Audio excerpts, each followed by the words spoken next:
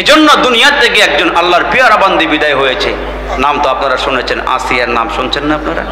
এই ফেরাউনের স্ত্রী যখন ফেরাউন প্রথম আইসা ঘোষণা দিয়ে বলল, আসিয়া তুমি আমারে খোদা বলে মানো, তুমি আমাকে খোদা বলে মানো। আসিয়া ডাক দিয়ে বলে, ও ফেরাউন শোনো, খুব খেয়াল করে অল্প সময় কথা বলবো।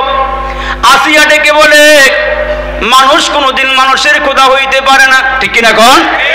মানুষ কোনোদিন মানুষের খোদা হইতে পারে না, স্বামী কোনোদিন স্ত্রীর খোদা হইতে পারে না, রাজা কোনোদিন প্রজার খোদা হইতে পারে না, সাধারণ মানুষের জন্য মুসলমান উচ্চ লেভেলের মানুষ কোনোদিন খোদা হইতে পারে না। আসিয়া ডাক দিয়ে কয়, ফেরাউন তুমি আমার স্বামী, স্বামী হিসাবে খেদমত করতে পারি, কিন্তু শোনো তোমার আমি খোদা বলি মানতে পারি না। আসিয়া বারবার বুঝায়, ও ফেরাউন তুমি আমার খোদা নও, তোমার একজন খোদা আছে, আমার খোদা যিনি, তোমার খোদাও তিনি, মুসার খোদাও তিনি, ঠিক কিনা জোরে বলে? ওই সময় দাওয়াত তাবলীগের কাজ করতেছিল হযরত মুসা আলাইহিস সালাম। এরা মুসলমান খুব খেয়াল করিয়া শুনবেন, হযরত মুসা আলাইহিস সালাম ফেরাউনকে কম দাওয়াত দেয় নাই। উঠতে বসতে ফেরাউনকে বলেছে, ফেরাউন বলো লা ইলাহা ইল্লাল্লাহ মুসা কালিমুল্লাহ।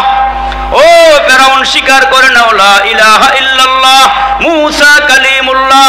এ মুসলমান কালমাটার আপনারা কি মনে করেছেন? রাসূল বলেন, तमाम দুনিয়া যদি এক পাল্লা দেওয়া হয় আর নেকের পাল্লা যদি কালমাটা দেওয়া হয়, तमाम দুনিয়ার মোকাবেলায় তোমার কালমার পাল্লাটা ভারী হয়ে যাবে।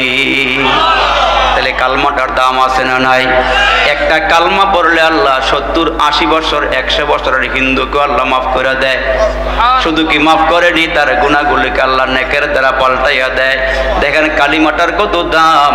রাসূল বলেন, উম্মতেরা শোনো, এই লা ইলাহা ইল্লাল্লাহ, লা ইলাহা ইল্লাল্লাহ তুমি যে পড়তেছো বান্দা, তোমার মিজানের পাল্লাটা ভারী হইতেছে।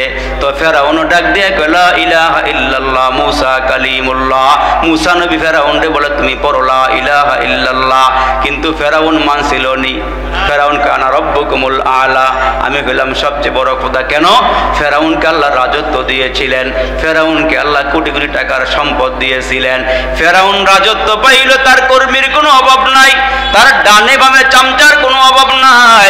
কিন্তু মুসলমানের আরে ফেরাউন সারাদিন মানুষের দ্বারে দ্বারে ঘুইরা ঘুইরা কয়, আনা রব্বুকুমুল আলা, আমি হইলাম সবচেয়ে বড় খোদা।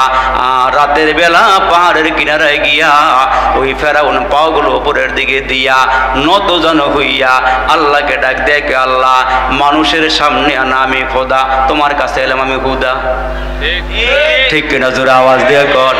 মানুষের কাছে আমি হইলাম খোদা, তোমার কাছে আমি হুদা। আমার কাছে কিছু নাই আল্লাহ, সব কিছুই তোমার কাছে আছে। তুমি তো বলেছিলে আল্লাহ দুনিয়াও দিবা আখিরাতও দিবা। আল্লাহ তোমার কাছে আমি একটাই চাই, এটাই আমারে ভালো করে দাও। আল্লাহ কয়, কি চাস? কয়, আমি দুনিয়াটা চাই, আমার আখিরাত দরকার নাই।